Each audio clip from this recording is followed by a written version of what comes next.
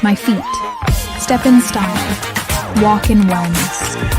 Seluruh peserta sidang yang terhormat, apakah rancangan undang-undang tentang perubahan atas Undang-Undang Nomor 39 Tahun 2008 tentang Kementerian Negara dengan penyempurnaan rumusan sebagaimana disampaikan di atas dapat disetujui untuk disahkan menjadi undang-undang? Terima kasih.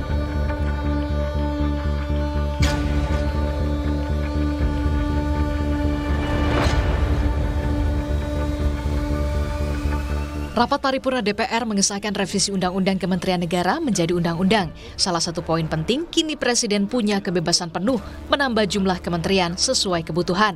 Padahal sebelumnya, Kementerian Negara dibatasi hanya 34 institusi. Ketua Harian DPP Partai Gerindra, Sufmi Dasko Ahmad menyebut penambahan kementerian di pemerintahan Prabowo Gibran untuk optimalisasi memenuhi janji kampanye. Jumlah sampai dengan sekarang masih kita simulasikan bahwa penambahan kementerian itu adalah untuk optimalisasi daripada tugas-tugas kementerian dalam rangka kita itu memenuhi janji kampanye yang kemudian ada di Astacita, program dan program aksi yang kemarin dilakukan pada saat kampanye. Nah, sehingga jumlah itu ada yang bilang 44, ada yang bilang 42, ada yang bilang 40. Kita juga masih melakukan simulasi, mungkin nomenklatur maupun orang itu baru akan final H-7 atau H-5 kali mungkin begitu.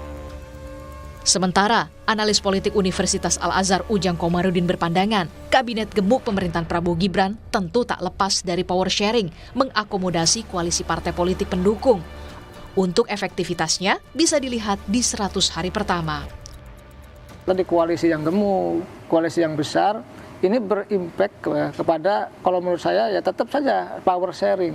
Power sharing. Ya, power sharing. Dan ini suka tidak suka, ya senang tidak senang, ya akan dilakukan oleh Pak Prabowo.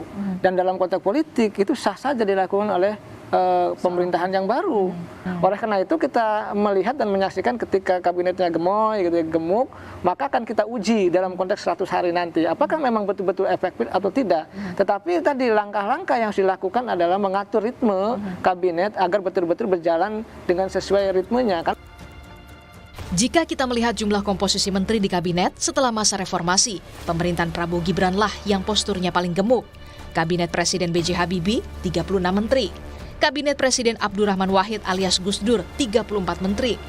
Sementara, Kabinet Presiden Megawati Soekarno Putri, 30 menteri. Dan Kabinet Presiden Susilo Bambang Yudhoyono serta Presiden Joko Widodo, 34 menteri. Saya berharap semua kontribusi dan dedikasi ini. Nama Sri Mulyani satu dari sekian banyak menteri di pemerintahan Presiden Jokowi yang kinerjanya paling disorot karena dianggap berhasil. Ketua Banggar DPR RI fraksi PDI Perjuangan Said Abdullah berharap Sri Mulyani tetap berada di pemerintahan Prabowo Gibran. Bagi kami, Ibu Menteri Keuangan itu jujur kami sampaikan adalah guru kami, sahabat kami, mitra kerja kami. Wa insya Allah semoga kita semua meridai Tuhan mengizinkan agar beliau di 2024-2029 tetap di dalam pemerintahan. Publik berharap posisi menteri diisi sosok yang punya kapabilitas, tak sekedar bagi-bagi jabatan untuk berbalas budi. Tim Liputan, Kompas TV.